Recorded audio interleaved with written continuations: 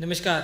भारतीय राष्ट्रीय आंदोलन का लेक्चर नंबर 8 है। आज हमें पढ़ना है बंगाल का विभाजन। 1905 में अंग्रेजों ने बंगाल को दो भागों में बांट दिया था, पूर्वी बंगाल, पश्चिमी बंगाल। और उसके बाद हमने आंदोलन चलाया। इस आंदोलन को बंग भंग आंदोलन कहते हैं। बंग भंग आंदोलन इसलिए कहते हैं क्योंकि बंग भंग का मतलब होता है बंगाल विभाजन। तो बंगाल विभाजन के विरुद्ध जो हमने आंदोलन चलाया उसे बंग भंग आंदोलन, या इसे स्वदेशी आंदोलन भी कहते हैं, बहिष्कार आंदोलन भी कहते हैं। स्वदेशी आंदोलन इसलिए कहते हैं क्योंकि हमने जो अंग्रेजों के द्वारा बनाई हुई चीज़ें थी उसको बहिष्कार किया हमने, और स्वदेशी जो चीज़ें हैं वो अपनाई। तो इसलिए स्वदेशी और बहिष्कार आंदोलन भी इसको कह दिया जाता है। ठीक है। अब मैं आपको बताऊं, उग्रवादी चरण है 1905 से आपका 1919 तक। इस बीच जो महत्वपूर्ण घटनाएं हुई हैं उन्हीं को हमें क्रम से पढ़ना है। मैंने पिछले ही लेक्चर में आपको बताया था, जैसे सबसे पहला जो हमारा इवेंट है 1905 का बंगाल का विभाजन है, और हमने जो बंग भंग आंदोलन या स्वदेशी आंदोलन या बहिष्कार आंदोलन चलाया है इसी को हमें टारगेट करना है। यही शुरुआती दौर है, यही वो घटना है जिसके बाद उग्रवादी जो नेता है, गर्मपंथी नेता है, वो पॉपुलर इतने हो गए थे कि पूछिए मत। बाल, लाल और पाल यहीं से तो उभर के आते हैं। बाल गंगाधर तिलक, लाला लाजपत राय, विपिन चंद्र पाल जैसे जो नेता हैं बड़े बड़े, यहीं से उभर कर आते हैं। क्योंकि 1885 से 1905 तक ये दौर रहा उदारवादी नेताओं का, नरमपंथी नेताओं का। इन्होंने चिट्ठियाँ लिखी अंग्रेजों को, याचिकाएं की, प्रार्थना की, लेकिन इनको उसका फल नहीं मिल पाया। अंग्रेजों ने इनको कुछ वैल्यू ही नहीं किया। तो जो बाकी इंडियंस थे, जनता, वो भी देख ही रही है, तो उनको भी समझ में आ गया कि उदारवादियों से कुछ नहीं होगा। इसलिए उग्रवादी जो नेता है यहाँ से उभरना शुरू हो जाते हैं। तो वही हमें पढ़ना है, बंगाल का विभाजन 1905 में। देखिए, सबसे पहली बात, प्रश्न ये आएगा कि बंगाल के विभाजन के समय भारत का वायसराय कौन था। तो लॉर्ड कर्जन भारत का वायसराय था। लॉर्ड कर्जन का जो टाइम पीरियड है ना, 1899 में भारत का वायसराय बनकर आया था, 1905 तक ये रहा भारत का वायसराय। बंगाल का विभाजन इसी के टाइम पीरियड पर हुआ था, तब उसके बाद ये पद छोड़ा था इसने। अब बंगाल के विभाजन का प्रस्ताव इसने ब्रिटेन की पार्लियामेंट में 1903 में ही रखवा दिया था। तो 1903 में ब्रिटेन की पार्लियामेंट में बंगाल के विभाजन का प्रस्ताव रखा गया था, वो पास हो गया। उसके बाद ये घोषणा कर दी गई कि भैया 16 अक्टूबर 1905 को बंगाल का विभाजन कर दिया जाएगा। अब घोषणा कब हुई ये महत्वपूर्ण है, डेट बहुत महत्वपूर्ण है। बंगाल का विभाजन करने की घोषणा जो डेट है वो अलग है, और बंगाल का विभाजन हकीकत में जब हुआ था, लागू हुआ था, वो अलग डेट है। तो 19 तारीख है बच्चों, ये देखिए डेट, 19 जुलाई 1905 को बंगाल का विभाजन करने की घोषणा हुई थी। और इसके एक दिन बाद पूरा न्यूज़पेपर पे एकदम पूरे इंडिया में ये खबर छा गई थी। 20 जुलाई 1905 तक पूरा समाचार पत्रों के माध्यम से हर घर ये खबर पहुंच गई थी कि बंगाल का विभाजन होगा। कब होगा? 16 अक्टूबर 1905 को बंगाल का विभाजन होगा। तो ये डेट आपको याद रखनी है, 19, 20 और 16 अक्टूबर। 19 जुलाई और 20 जुलाई, 16 अक्टूबर, ये डेट आप याद रखिए। ठीक है। 3 दिसंबर 1903 को ये प्रस्ताव रखा गया था ब्रिटेन की पार्लियामेंट में। अब जो लॉर्ड कर्जन था, इसने एक कारण बताया कि बंगाल बहुत बड़ा क्षेत्र है। वास्तव में बहुत बड़ा क्षेत्र था। आज का जो वेस्ट बंगाल है, और आपका बांग्लादेश, उड़ीसा, बिहार, झारखंड और आपके आसाम वाला कुछ क्षेत्र, वो सब मिला के ये बंगाल इतना बड़ा क्षेत्र था। मैप में आपको दिखाऊं, देखिए, ये देखिए मैप में यहाँ से लेकर ये पूरा जो है बंगाल वाला क्षेत्र था। अब इसी को दो भागों में बांट दिया गया है अंग्रेजों के द्वारा। इसी को देखिए दो भागों में यहाँ से बांट दिया गया ऐसे। ये एक भाग अलग है और ये एक भाग अलग है। ये पूर्वी बंगाल है और ये पश्चिमी बंगाल है। देखिए ये पूरा मैप में डिटेल में बताया गया है। ये आपका पूर्वी बंगाल है, ये मुस्लिम बाहुल्य क्षेत्र था, और ये पश्चिमी बंगाल है, ये आपका हिंदू बाहुल्य क्षेत्र था। तो देखिए मैं ये टेबल बनाया हुआ, आपको समझ में आ जाएगा। जो आपका पूर्वी बंगाल है, इसमें जो राजधानी थी ढाका थी। ये देखिए, ये जो पूर्वी बंगाल है ना, ये वाला, यहाँ पर राजधानी क्या थी? यहाँ राजधानी ढाका है, और यहाँ की राजधानी कलकत्ता थी। यहाँ की राजधानी कलकत्ता थी। ठीक है। और बंगाल के जो उस समय गवर्नर थे ना, उस समय गवर्नर एंड्रयू फ्रेजर उस समय गवर्नर थे। तो इन गवर्नर को पश्चिमी बंगाल का गवर्नर बना दिया गया। तो पूर्वी बंगाल के लिए एक नया गवर्नर तो नियुक्त करना ही था। तो बैमफील्ड फुलर, इन्हें कई किताबों में ब्लूमफील्ड फुलर भी लिखा गया है, वो भी आप लिख लीजिए। कई किताबों में मैंने देखा, स्टैंडर्ड कई किताबों में ब्लूमफील्ड फुलर भी लिखा हुआ है, ब्लूमफील्ड फुलर भी लिखा हुआ है। ठीक है, विकीपीडिया पे बैमफील्ड फुलर है और जो भारत की वेबसाइट है उस पर भी बैमफील्ड फुलर ही है। और ये आपको पता हो गया कि पश्चिमी जो बंगाल था ये हिंदू बाहुल्य था और इधर दूसरा तरफ पूर्वी बंगाल मुस्लिम बाहुल्य क्षेत्र था। जनसंख्या के हिसाब से अगर देखा जाए तो हालांकि इम्पोर्टेंट नहीं है, फिर भी मैं आपको बता देता हूँ। 5,40,00,000 लगभग जनसंख्या थी ये पश्चिमी बंगाल की। ठीक, इसमें 4,40,00,000 हिंदू थे, लगभग 90 लाख मुस्लिम थे, और 3,10,00,000 ये पूर्वी बंगाल की जो कुल जनसंख्या थी। हिंदू 1,30,00,000 थे और मुस्लिम 1,80,00,000। यहाँ पर देखिए पूर्वी बंगाल में मुस्लिम बाहुल्य हैं और पश्चिमी बंगाल में आपके हिंदू बाहुल्य हैं। ये पूरा सोच समझ के एक स्ट्रेटजी बनाई थी अंग्रेजों ने कि उस समय, अभी कारण मैं बताऊंगा ना कि बंगाल विभाजन का कारण क्या था, तो दिमाग में उनके पूरा क्लियर था कि भैया पूरे इंडिया में सबसे ज़्यादा राष्ट्रवाद जो जन्म लिया है ये तो यही है। नेशनलिज्म की भावना, देश प्रेम की भावना तो यहीं से उजागर हुई है, बंगाल से ही उजागर हुई है। अगर यहाँ पे एकता में विखंडन कर दिया जाए, हिंदू मुस्लिम एकता को तोड़ दिया जाए किसी तरीके से, तो हम बच सकते हैं, अदरवाइज हमारे लिए बहुत घातक हो सकता है। तो विभाजन का वास्तविक कारण मैं आपको बताने वाला हूँ। उन्होंने कारण तो बताया कि प्रशासन नहीं कर पा रहे हैं, अगर वो कारण होता तब कोई दिक्कत नहीं, लेकिन जब उसको समझा गया तो खतरनाक ये तो रिजल्ट निकल के आया। तो राष्ट्रवाद सबसे पहले बंगाल में ही बढ़ा था, तो उसको तोड़ना चाह रहे थे। राष्ट्रवाद का गढ़ था बंगाल, राष्ट्रवाद का गढ़, बहुत बड़े बड़े राष्ट्रवादी नेता यहीं से जन्म हो रहे थे, और राष्ट्रीयता की भावना को कम करने के उद्देश्य से ये सब प्लान किया गया। फूट डालो राज करो की नीति के तहत ऐसा किया गया कि मैं आपको बताऊं, जो आपका पूर्वी बंगाल था, पूर्वी बंगाल में जो ब्लूमफील्ड फुलर थे ना गवर्नर, उन्होंने कहा था कि भैया मुस्लिमों को अपनी ओर आकर्षित करने के लिए कहा था कि हम आपको इतनी सुविधाएं देंगे, इतनी सुविधाएं देंगे ना कि आप सोच भी नहीं सकते। और उन्होंने ये भी कहा कि आप जो है ना हिंदू और मुस्लिम, ये अंग्रेज़ों की दो पत्नियां हैं, जिसमें जो मुस्लिम पत्नी है वो सबसे ज़्यादा प्रिय है। ये गवर्नर, जो पूर्वी बंगाल के गवर्नर हैं ब्लूमफील्ड फुलर ने, उन्होंने ऐसा कहा। और लॉर्ड कर्जन ने कहा था कि आप सभी मुस्लिम को ऐसी सुविधाएं मिलेंगी जैसी आपने कभी मुग़ल सत्ता के अधीन नहीं एंजॉय किया होगा। ये सब लालच दिया गया, और उसके अलावा मुस्लिम लोग बहुत खुश थे कि हाँ ऐसा विभाजन कर दिया गया। बंगाल के विभाजन से मुस्लिम बाहुल्य जो लोग थे वो बहुत खुश थे। तो उसके बाद होना क्या था, हमने आंदोलन किया। हमने आंदोलन तभी शुरू कर दिया था ज्यों उन्होंने घोषणा की थी। 16 अक्टूबर नहीं आया था, 16 अक्टूबर बंगाल का विभाजन होना था ना, तो हमने वो इंतज़ार नहीं किया। इन्होंने घोषणा कब की, 19 जुलाई 1905 में घोषणा कर दी कि भैया आपका अक्टूबर में बंगाल का विभाजन हो जाएगा। तो हम तभी अलर्ट हो गए। हम अगले ही महीने 7 अगस्त से आंदोलन को हमने शुरू कर दिया।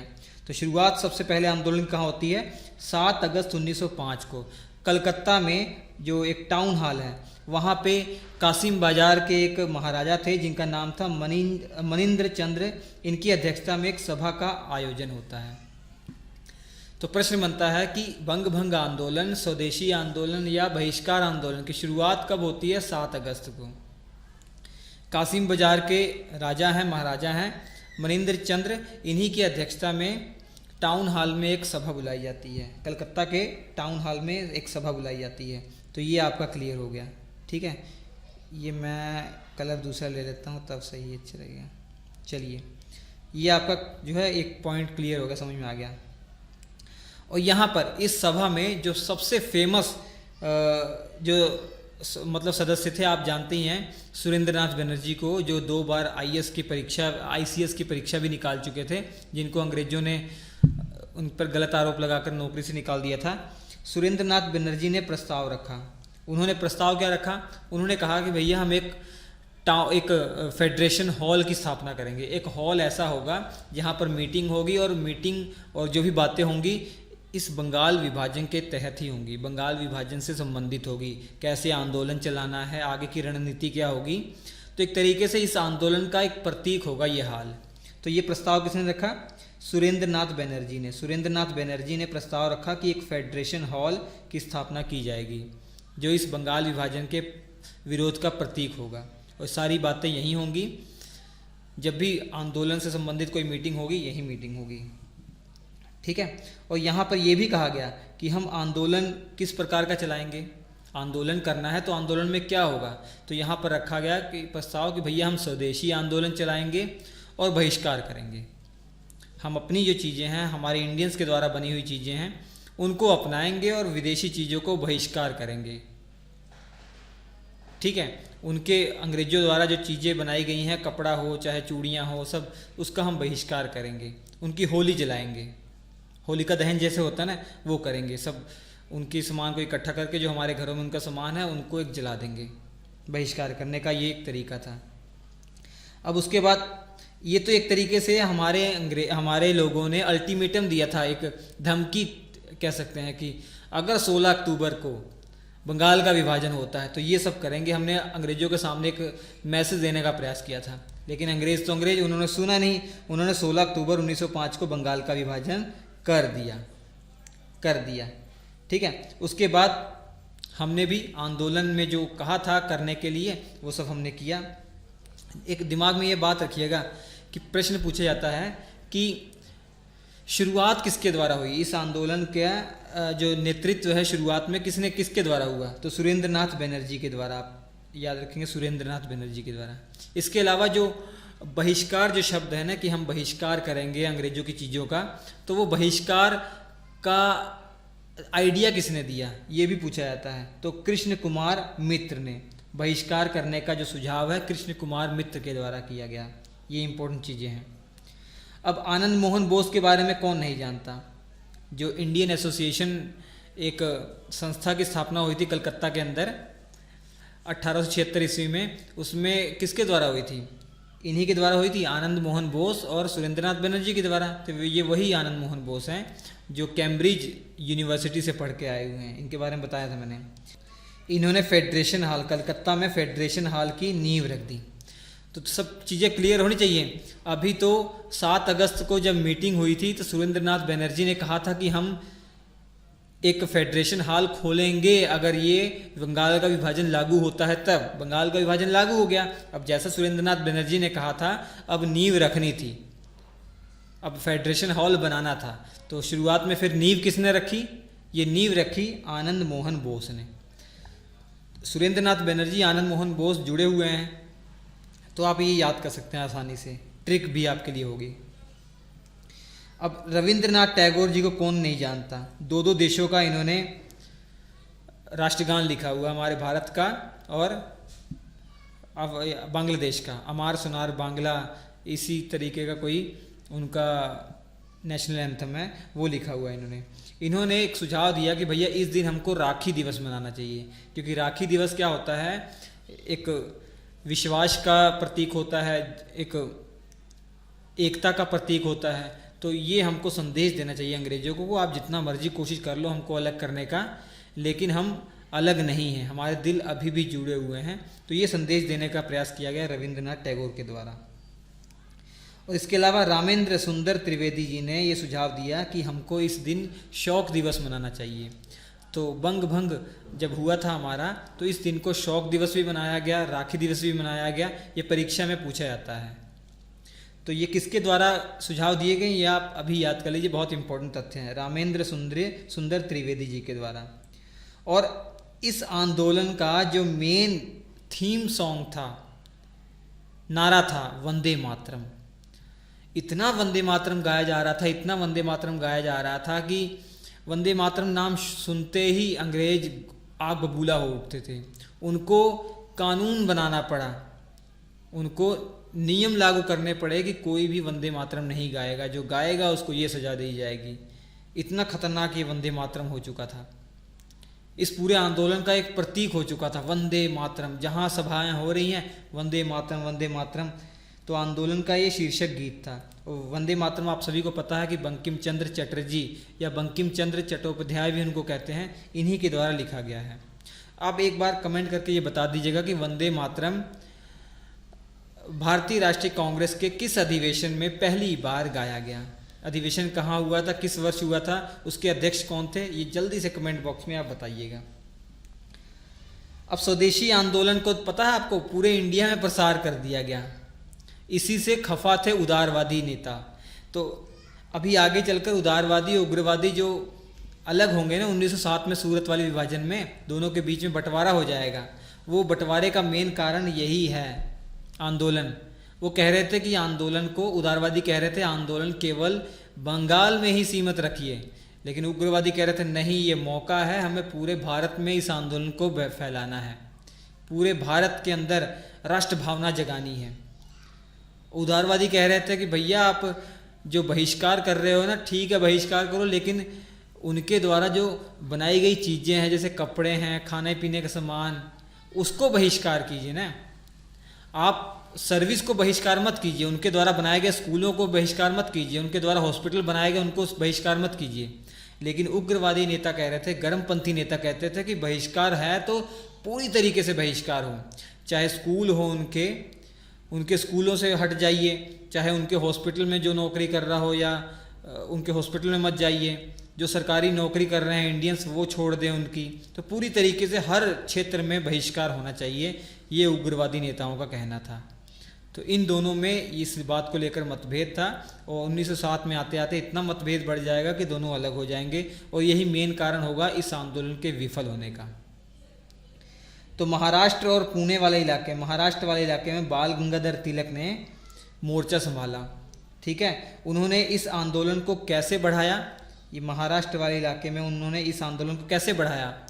उन्होंने 2 उत्सव पहले से ही चला रखे थे, मतलब गणपति उत्सव 1893 ईस्वी से चलता आ रहा था, हर साल चलता था, मेला लगता था, उसमें बहुत सारे लोग आते थे और वहाँ पे ये भाषण देते थे। ऐसे ऐसे जो नेता है देशभक्ति के भाषण देते थे। तो उस समय सोशल मीडिया था नहीं, तो यही सब तरीके अपनाकर लोग जहाँ गैदर हों, लोगों तक अच्छा मैसेज पहुँचाने का, अंग्रेज़ों के द्वारा जो शोषण किया जा रहा है उसके विरुद्ध आवाज़ उठाने का, अपने अधिकारों की मांग करने का, ये एक जरिया था। और 1896 में शिवाजी महोत्सव शुरू किया था बाल गंगाधर तिलक ने। तो ये जो 2 उत्सव महोत्सव इन्होंने शुरू किए थे, इसी के माध्यम से पूरा प्रचार प्रसार कर रहे थे। और दिल्ली में मोर्चा संभाला था सैयद हैदर रजा ने, मद्रास में चिदम्बरम पिल्ले ने मोर्चा संभाला था, पंजाब और यूपी में अजीत सिंह और लाला लाजपत राय जी ने इस आंदोलन को संभाला था।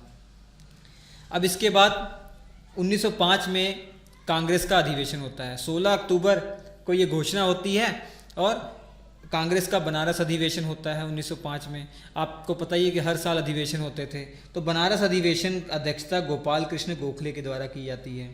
ये गांधी जी के राजनीतिक गुरु हैं, ये सब आपको पता ही है। तो इस अधिवेशन में आंदोलन का समर्थन किया कांग्रेस ने, और नरम दल और गरम दल नेताओं के बीच जो मतभेद थे यहीं से उजागर होना शुरू हो गए। तो यहाँ पे से छोटे लेवल पर था, इग्नोर कर दिया, क्योंकि आंदोलन अभी नया नया स्टार्ट हुआ था ना, तो इतना मतभेद नहीं हुआ, इतना झगड़ा नहीं हुआ। लेकिन आगे आने वाले में इतने झगड़े होंगे कि अंत में 1907 में विभाजन करना पड़ेगा। तो यही बात उठ के आई कि नरमपंथी कह रहे थे कि आंदोलन केवल बंगाल तक सीमित रखिए भैया, गर्मपंथी कह रहे थे कि आंदोलन राष्ट्रव्यापी होना चाहिए, चाहे कुछ भी हो पूरा राष्ट्रव्यापी आंदोलन होना चाहिए, और केवल वस्तुओं का बहिष्कार कीजिए ना, ये कह रहे थे नरमपंथी वाले लोग। गर्मपंथी वाले कह रहे थे नहीं, पूर्ण बहिष्कार होना चाहिए। देखिए एक नोट कर लीजिएगा, बहुत इंपॉर्टेंट है। स्वदेशी आंदोलन ने अपने प्रचार प्रसार के लिए जो त्यौहार धार्मिक मेले हैं इन्हीं का सहारा लिया था। तो ये और एक महत्वपूर्ण कारण हो जाता है कि मुसलमानों ने इसमें पार्टिसिपेट नहीं किया। पहली बात, मुस्लिम तो खुश थे, बंगाल का विभाजन हो गया था, उनको वादा किया गया था उनको बहुत अच्छी अच्छी सुविधाएं मिलेंगी, तो वो उससे खुश थे। और जो आधे से कम जो नहीं खुश थे वो इस बात से दुखी हो गए कि यहाँ पर जो हिंदू त्यौहार हैं उन्हीं के माध्यम से बंगाल का विभाजन का विरोध किया जा रहा है, आंदोलन चलाया जा रहा है, तो ये पूरा हिंदू ओरिएंटेड आंदोलन है, ऐसा वो सोच रहे थे। इस कारण से उन्होंने और पार्टिसिपेट नहीं किया। जो और पार्टिसिपेट करना भी चाह रहे होंगे उन्होंने और पार्टिसिपेट नहीं किया। इस आंदोलन की शुरुआत होती है, सब गंगा में जाके गंगा में डुबकी लगा के इसकी शुरुआत करते हैं, तो और वो लोग भड़क जाते हैं। उनके दिमाग में ये हो गया कि ये एक हिंदू आंदोलन है, ठीक है। और वो लोग और इस आंदोलन से खफा होने लग गए कि उनका ये मानना था कि भैया इतने दिनों के बाद हमको एक खुशी मिली है, बंगाल विभाजन हुआ है, हमें कुछ अंग्रेज़ों ने अच्छा देने का प्रयास किया है, ये भी हिंदुओं से नहीं सहा जा रहा है। एक पहलू इसका ये भी है, ठीक है। तो मेन कारण यही है कि मुस्लिम समाज इसमें इसलिए शामिल नहीं हुआ था। और कांग्रेस का कलकत्ता अधिवेशन 1906 में होता है। यहाँ पर पूरा चांस बन गया था कि बार बार मतलब आवाज़ उठ रही थी, 1905 से ये आवाज़ उठ रही थी कि भैया अब जो अधिवेशन होंगे उसमें लाला लाजपत राय या बाल गंगाधर तिलक को अध्यक्ष बनाइए, ठीक है। और उधर कह रहे थे रास बिहारी घोष को अध्यक्ष बनना है, नरम दल वाले। तो उसके बाद ना इनकी सुनी गई ना उनकी सुनी गई। एक बहुत महान शख्स जिनके बारे में आप जानते हैं, दादा भाई नौरोजी। अरे ये इनके बारे में क्या बताऊं बच्चों। दादा भाई नौरोजी 3 बार अध्यक्ष रहे हैं इंडियन नेशनल कांग्रेस के।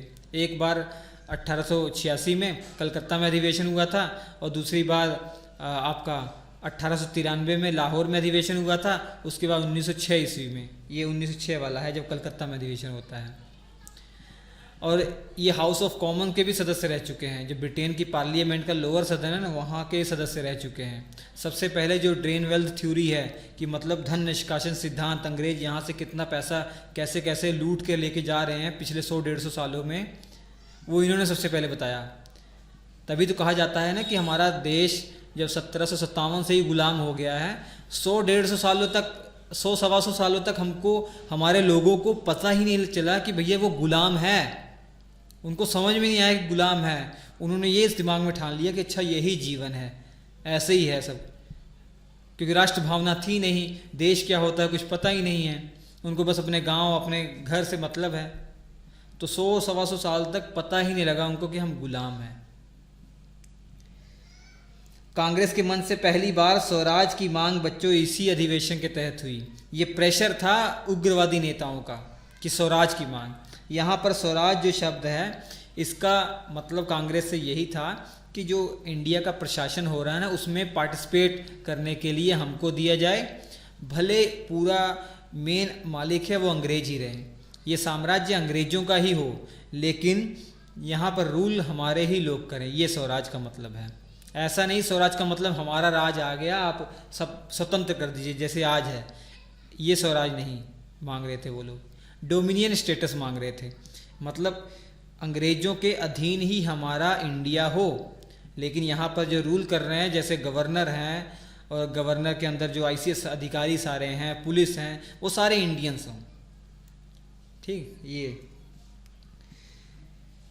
अब एक नोट बहुत इंपॉर्टेंट है, ये नोट कर लीजिएगा। सिस्टर निवेदिता ने एक बहुत इंपॉर्टेंट बात कही थी। उन्होंने कहा था कि हमको बहिष्कार करना चाहिए क्योंकि विदेशी वस्तुओं का इस्तेमाल करना गौ हत्या के बराबर है। ऐसी ऐसी बातें कहकर लोगों के रोंगटे खड़े कर दे रहे थे इतने इतने बड़े बड़े नेता लोग।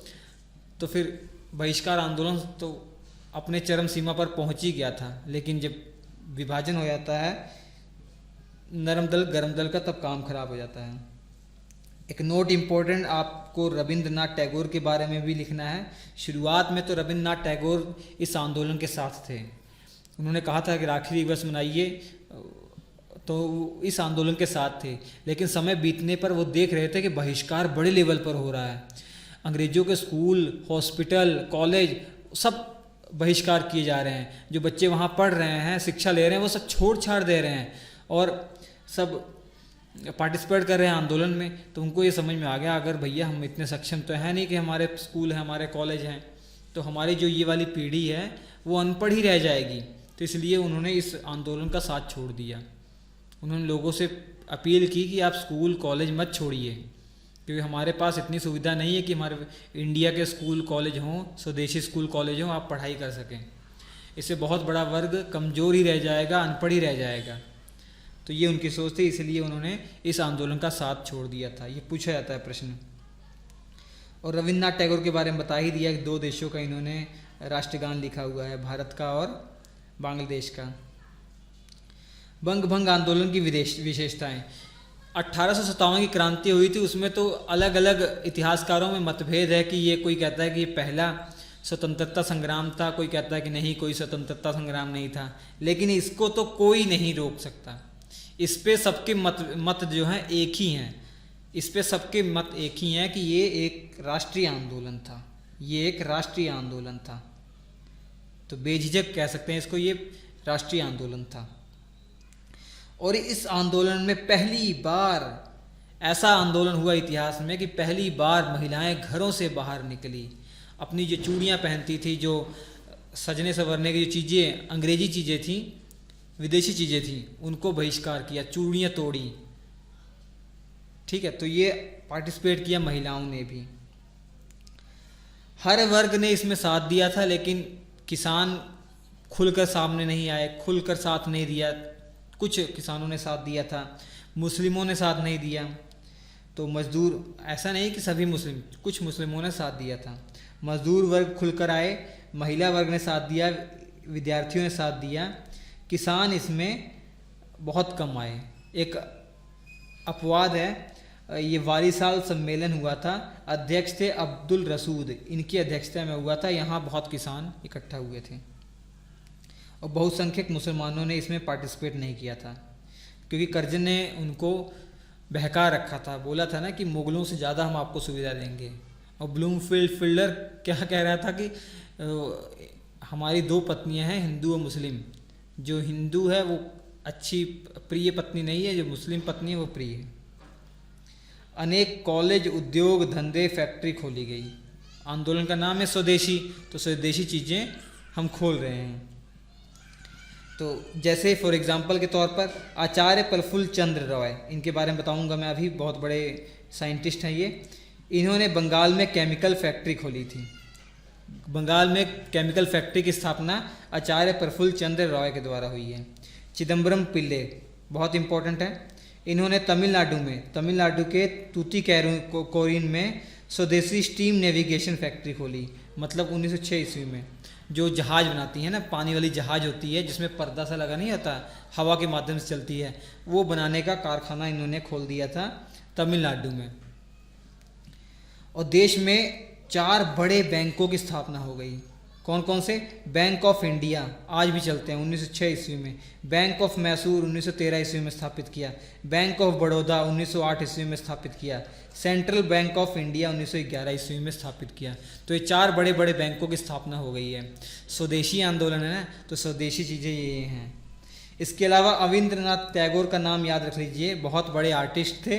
1907 ईस्वी में इन्होंने Indian society of oriental art की स्थापना की। ये परीक्षा में पूछा गया प्रश्न है और पूछा जाता है, ठीक है। तो इनका उद्देश्य था कि भारतीय कला पर वेस्टर्न का जो प्रभाव है वो कम हो।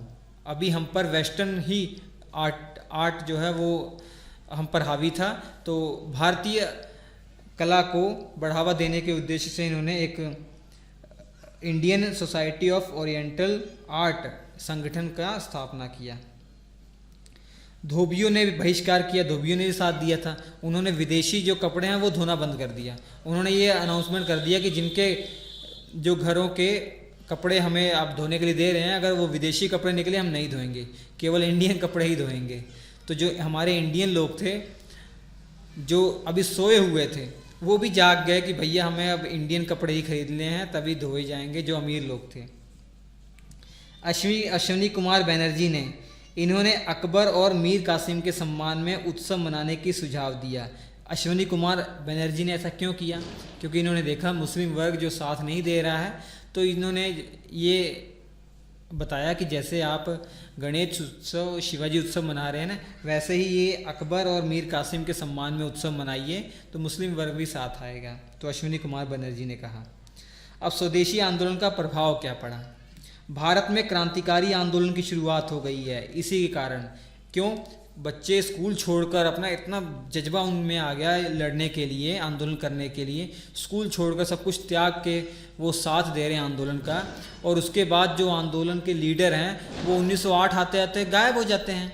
बंगाल के इस आंदोलन में जब 1907 ईस्वी में सूरत का विभाजन हो जाता है नरम दल गरम दल का, और गरम दल के सभी नेताओं का दमन कर देते हैं अंग्रेज, और ये आंदोलन समाप्त होने के कगार में आ जाता है। अब वो जो बेचारे हमारे स्कूल के बच्चे थे जो स्कूल छोड़ गए थे, पूरा त्याग उन्होंने दे दिया था कि आंदोलन करना ही है, वो ना इधर के रहे ना उधर के, तब उन्होंने दूसरा रास्ता अपना लिया, क्रांतिकारी रास्ता अपना लिया, जहाँ पर हिंसा मेन उद्देश्य था कि हिंसा करके जान अपनी दे देंगे, जान तुम्हारी ले लेंगे, लेकिन देश को आज़ाद करा लेंगे। नरम दल गरम दल ये तो अहिंसात्मक थे ना, हिंसा नहीं करते थे, क्रांतिकारी हिंसात्मक थे। तो क्रांतिकारी आंदोलन होना शुरू हो गए इसी के बाद। और 1906 में मुस्लिम लीग की स्थापना हो गई। देख रहे थे मुस्लिम कि भैया ये कांग्रेस है, ये तो पूरा लग रहा है हिंदुओं की पार्टी है, आंदोलन पूरा कर रहा है और हिंदू आंदोलन चल रहा है, इसलिए हमें भी एक अपनी ही पार्टी एक स्थापित करनी चाहिए। तो मुस्लिम लीग का जन्म हो जाता है 1906 ईस्वी में। इसके बाद मुस्लिम लीग के बारे में ही पढ़ेंगे डिटेल में। और 1907 में कांग्रेस का विभाजन हो जाता है। कांग्रेस का विभाजन इसलिए होता है इसी बात को लड़ाई लेकर कि भैया आंदोलन तो पूरा खुल के कीजिए, नरम दल वाले कह रहे थे कि खुल के मत कीजिए, बस बंगाल वाले इलाके में सीमित रखिए, कुछ लेवल पर बहिष्कार कीजिए। तो इस बात को लेकर मतभेद हो जाता है और इतना मतभेद बढ़ जाता है कि 1907 में जो कांग्रेस का सूरत अधिवेशन होता है और इसमें इतने जूते चप्पल चलते हैं कि दोनों में विभाजन हो जाता है। यहाँ गरम दल नरम दल विभाजित हो जाता है। शिक्षा पर प्रभाव क्या पड़ा इस आंदोलन का? रास बिहारी घोष का नाम याद रख लीजिए। इन्हीं की अध्यक्षता में टाउन हॉल के अंदर एक सभा का आयोजन हुआ और वहाँ पर राष्ट्रीय शिक्षा परिषद की स्थापना की गई, जिसके अध्यक्ष बनाए गए सतीश चंद्र मुखोपाध्याय। ये नोट है, इंपॉर्टेंट कर लीजिएगा। रास बिहारी घोष की अध्यक्षता में टाउन हॉल ही तो इनका एक अड्डा था जहाँ पर ये आंदोलन करते थे, जहाँ पर मीटिंग करते थे। वहाँ पर एक सभा का आयोजन हुआ जहाँ पर राष्ट्रीय शिक्षा परिषद, मतलब जिसका काम होगा कि शिक्षा के मामले में काम करने का, एक शिक्षा परिषद एक संगठन बना दिया जिसके अध्यक्ष होंगे सतीश चंद्र मुखोपाध्याय। नोट कर लीजिएगा। ये रास बिहारी घोष वही हैं जो 1907 में अधिवेशन की अध्यक्षता करेंगे, सूरत अधिवेशन की कांग्रेस के।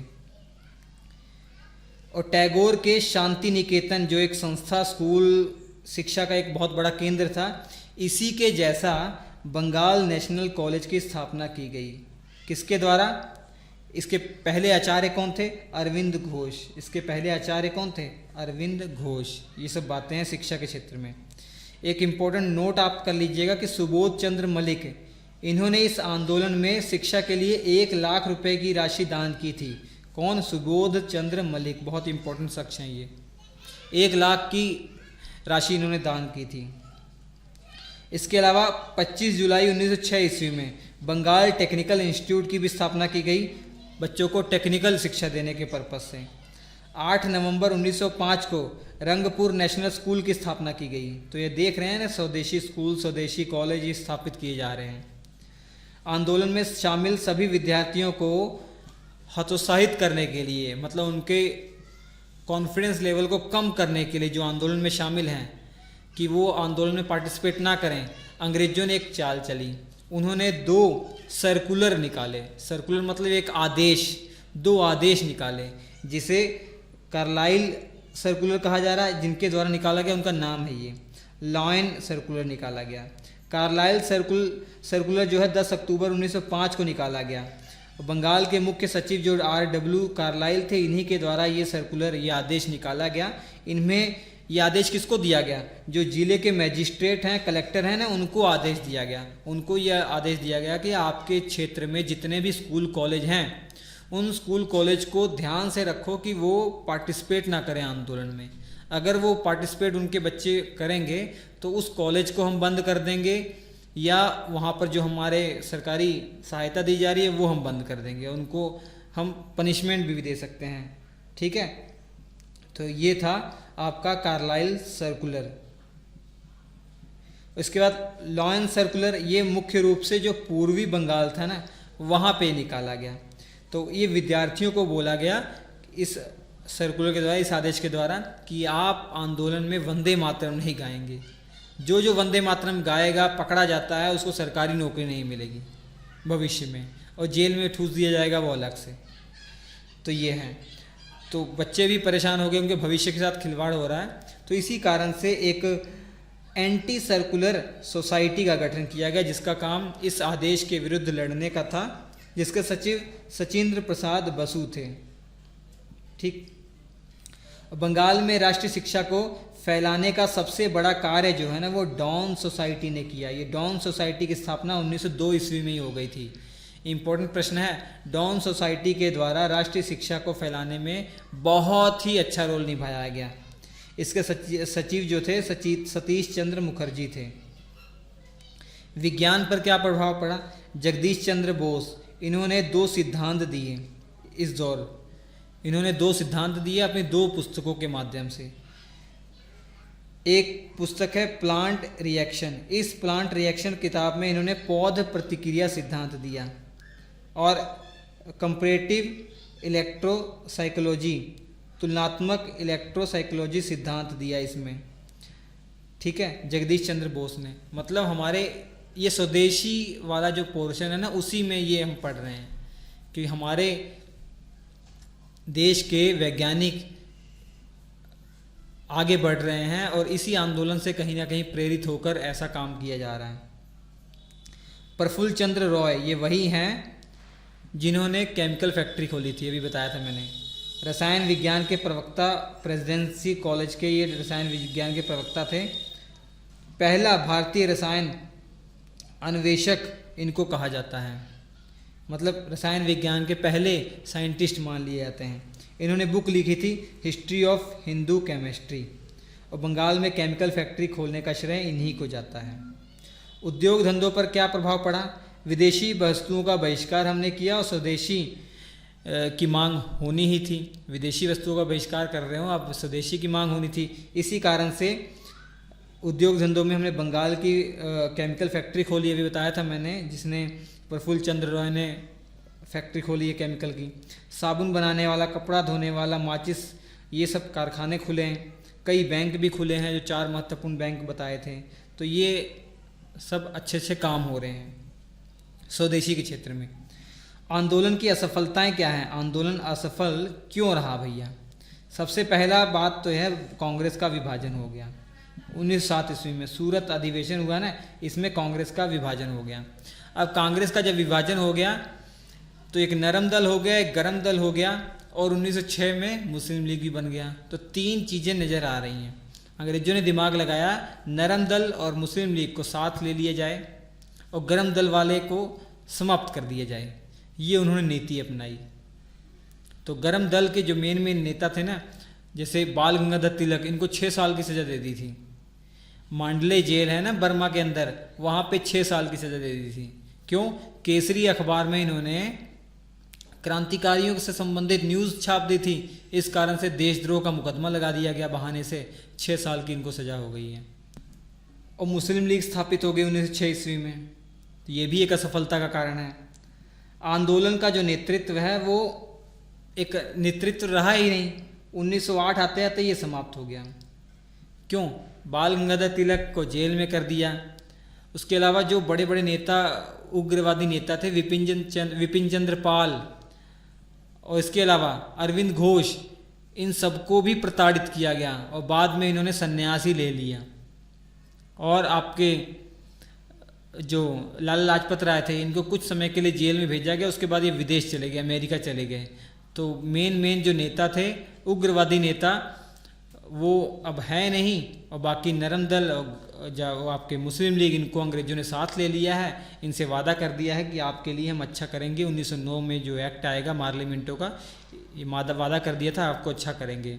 मुस्लिमों को तो ये कह दिया था कि हम आपके लिए अलग निर्वाचन प्रणाली लाएंगे, अलग निर्वाचन मंडल का जो है आपके लिए व्यवस्था करेंगे, कि जहाँ ऐसा क्षेत्र होगा जहाँ पे केवल मुस्लिम ही वो इलेक्शन में खड़े होंगे और उनको मुस्लिम ही वोट करेंगे। तो ये कर रखा था। और नरम दल को भी ऐसे ही कर रखा था कि आपके लिए हम बहुत अच्छे अच्छे स्कीम लाने वाले हैं, तो बहका रखा था। ठीक है। अब उसके बाद अरविंद घोष को गिरफ्तार कर लिया। अरविंद घोष और आपके विपिन चंद्र पाल, इन सबको प्रताड़ित कर दिया गया और इन्हों लोगों ने संन्यास ले लिया। जैसे अरविंद घोष के ऊपर जो है अलीपुर षड्यंत्र के अंदर के तहत इनको गिरफ्तार कर लिया गया। इसे मनिक टोला बम कांड भी कहते हैं। अभी आगे जब क्रांतिकारी आंदोलन पढ़ेंगे तो इसमें जिक्र आएगा। ठीक है, तो चित्तरंजन दास जो वकील थे, इनकी दलीलों पर रिहा तो कर दिया गया अरविंद घोष को। उसके बाद ये पांडिचेरी चले गए और वहाँ पे एक ओरोविल आश्रम की स्थापना की। अरविंद घोष इनका नाम एक्चुअली था ओरोविंदो घोष, बंगाल में ऐसे ही बोलते हैं ओरोविंदो घोष। तो ओरो का ओरो ये और विले रहने का एक जगह, तो ओरोविले आश्रम की स्थापना हुई।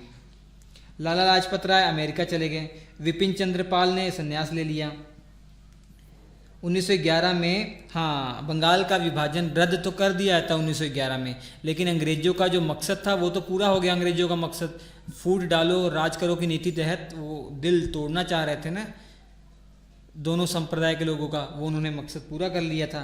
तो लॉर्ड हार्डिंग द्वितीय उस समय वायसराय था, दिल्ली में दरबार लगाया गया और जो ब्रिटेन की नई राजा रानी थे वो आए, उनका स्वागत किया गया और यहाँ पर 2 घोषणाएं हुई। बंगाल के विभाजन को रद्द किया जाता है और दिल्ली राजधानी बनाई जाती है। कलकत्ता से राजधानी ट्रांसफ़र करके दिल्ली बना ली जाती है।